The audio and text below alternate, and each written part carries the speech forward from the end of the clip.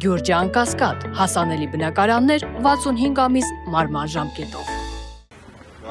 Բարեձեզ, պարոն Մամիջանյան, քանի որ ակցիայի նպատակներին, առաջնահերթություններին արդեն անդրադարձեր եղան, ես կցանկանայի, որ դուք անդրադառնայիք նախ այս գագաթնաժողովի ընտրման ժամկետներին եւ անցկացման վայրին, պատահական է արդյոք, որ ընդհանրապես նախընտրական շրջանում քարոզչության մեկնարկից օրեր առաջ գալիս են այստեղ։ Իհարկե ոչ, այս միջոցառումը ամեն ինչ անում է Փաշինյանը, որպեսզի ներկայացնի իր քարոզարշավի մի մաս։ Դրան աջակցում են նաև իր որոշ եվրոպական տերեր։ Մենք հավաքվել ենք նրա համար, որ դա թույլ չտանք։ Որպեսզի երկար քաղաքական տեքստերի մասին մեր քաղաքացիները ստիպված չլինեն մտորումներ անելու, մի պարզ հարց եմ տալի։ Առաջ Ալիևը հանձնարարականներ տալիս էր Փաշինյանին հեռախոսով,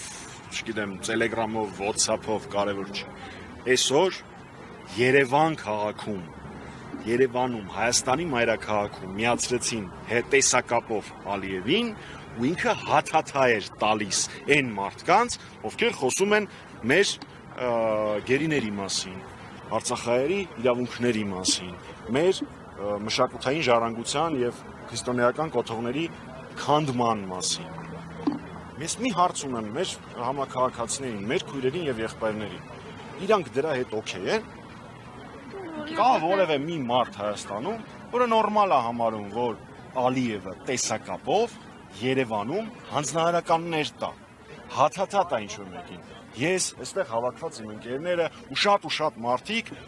դրա հետ օքեյ չեն։ Եթե մեկ նախադասությամբ այս ակցիան ձևակերպենք, ապա կլինի մոտավորապես բովանդակություն։ Ես սոցիոլոգ չեմ,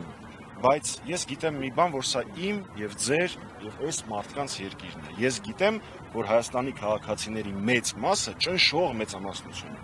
Համաձայն չի Արսեն Թորոսյանի հայտարարությանը, որ իրանց տարածքն է, ինչ ուզում են անեն։ Դուք պատկերացնում եք, որ այլ երկրներից հայտարարություններ են անում, մասնավորապես այս պարագայում Ստեփանակերտի մայր տաճարի քանդման հետ կապված, իսկ Թորոսյան Արսենը Հայաստանի Հանրապետությունում իբր նախարարը ասում է, որ դա նորմալ է, ինչ ուզում են թող անեն։ Ես ձեզ վստահեցնում եմ, դա պատրանք է, իրանք փորձում են խաբել, թե իբր մեծամասնությունը այդպես է մտածում։ Հաստատ մեծամասնությունը մեր բնակչության այդպես չի մտածում։ Մեր բնակչության մեծամասնությունը հայրենասեր է, հայրենիքի պաշտպանության համար կանգնած է ու դա ապացուցելու է ցույցերից մինչև ընտրություն, տարբեր եղանակներով։ Ես ձեզ դրանում վստահեցնում եմ։ Այսինքն ընտրություններին, եթե ձեր ասածը դիտարկենք, հա, ուսումնասիրենք, այսպես ասած։ Ախր ես փոխերի բաժակ նայող չեմ։ Դիտարկելով ձեր ասածը, պարոն Մամեջանյան, պետք է չվերընտրվի քաղաքացիական պայմանագրի։ Ես ասացի, որ մեր հանրության մեծ մասը որևէ տարբերակով իր բողոքի ակցիան կարտահայտի։ Վստահ մի եղեք, որ դա լինելու է բացառապես ընտրության միջոցով, դա լինելու է օրենքի կողմից չարգելված ամենատարբեր միջոցներով, այդ թվում նաև ընտրություններով։ Այսինքն հետընտրական պրոցեսները եւս կանխատեսելի են։ Իսկ ինչի՞ միայն հետընտրական։ Նաև նախընտրական հասկանալի։ Եվ պարոն Մամիջանյան, այս ընթացքում բազմաթիվ հայտարարություններ եղան, հիմա շարունակում են եվրոպական հեռանկարի մասին խոսել Հայաստանի։ Դուք հավատում եք Հայաստանի եվրոպական հեռանկարին այս պայմաններում, այս իշխանությունների հետ։ 50 քաղ բանտարկյալով գրավված մեր տարածքներով, գերիներով, այդպես եվրոպական ապագայով տեսել։ Իհարկե հնարավոր չի եւ ամենակարևորը եվրոպացիներն էլ են դա ասում։ Մեր եվրոպացի գործընկերների համար սա մի միջոցառում է, կգան, կզբոսնեն, կնկարվեն, աշխարհաքաղաքական հայտարարություններ կանեն, բայց դրա պատասխանատվությունը կրելու ենք մենք բոլորս։ Հասկանում եք, Փաշինյանը հիմա ամեն ինչ անում է, որ ընտրվի, ամեն ինչ, դա ամենավտանգավոր բանն է։ Պատկերացնում եք, ինչեր կարող է այս ընթացքում պահանջի Ադրբեջանը, իմանալով, որ Փաշինյանին օդի ու ջրի պես պետք է որ մինչև ընտրությունները իր կարծինքան լավ լինի։ Սա ամենախոցելի վիճակն է, ամենախոցելի վիճակն է։ Իսկ ինչ վերաբերվում է եվրոպական ուղուն, Հայաստանի Հանրապետական կուսակցությունը ժամանակին բանակցել է եւ ստորագրել է ՍԵՊԱ-ն։ ՍԵՊԱ-ն բարեփոխումների մասին է, մեր ձեր յուրաքանչյուրիս ամենօրյա կյանքը ավելի լավը դարձնելու մասին է, վիզաների ազատականացման մասին, այդ ամենի մասին էր ՍԵՊԱ-ն, որը բանակցել, ստորագրել ենք մենք։ Ու այդ ամենը այս իբր Եվրոպամետ իշխանությունը 50%-ով է իրագործել, ուղիղ կեսը։ Դե հիմա համեմատեք, թե ով էր ավելի շատ եվրոպական բարեփոխումներ բերում Հայաստանում։ Մենք, թե սրանք։ Մյուս 50%-ը հնարավոր համարում եք, որ այս իշխանությունը իրագործի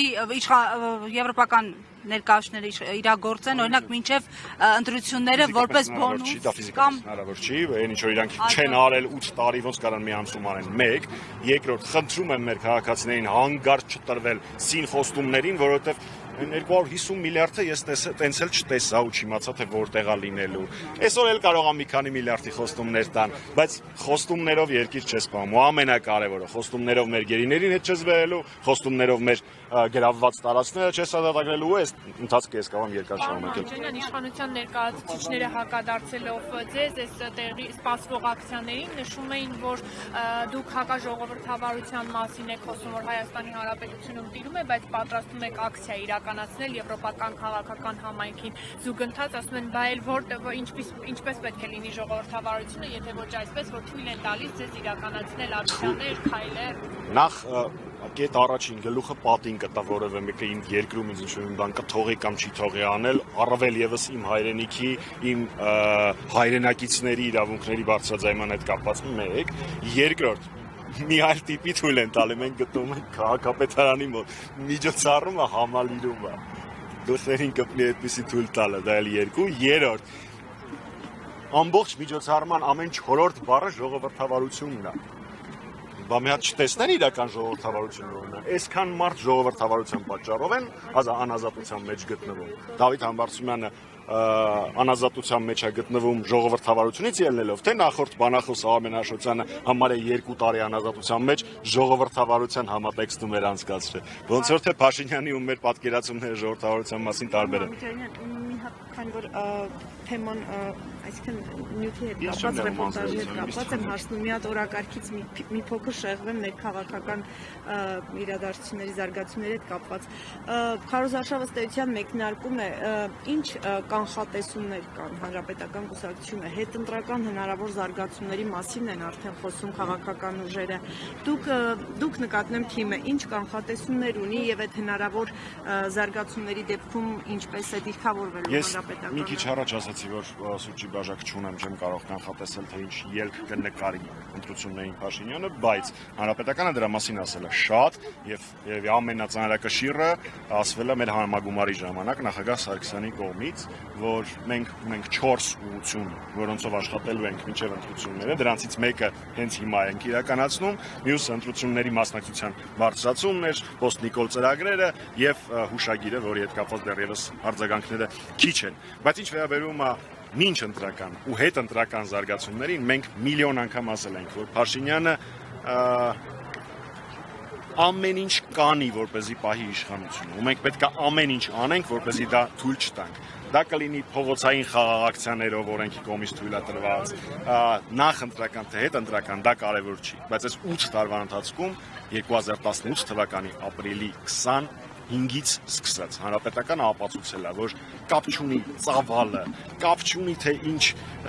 երբեմն մեզ թիրախավորող մտքեր են հնչում հարթակից։ Հանրապետականը միշտ եղել է բոլոր փողոցային ակցիաների առաջնագծում, ամենավտանգավոր տեղերում եւ մենք այդ տեղը որևէ թողնելու կամ որևէ կերպով խուսափելու պլաններ չունենք։ Հանրապետականը եղել է, կա եւ կլինի պայքարի առաջնագծում։ Իսկ Նիկոլ Փաշինյանը աշխարհի ամենաուժեղ տղեն չի, վաղ թե ուշ գնալու է։ Շատ շնորհակալ։ Բայց մի կարճ է,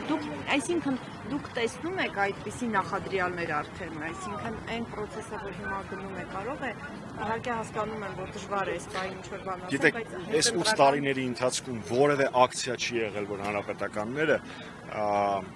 երբևէ գցեն բռնեն, այս ակցիան կստացվի, չի ստացվի,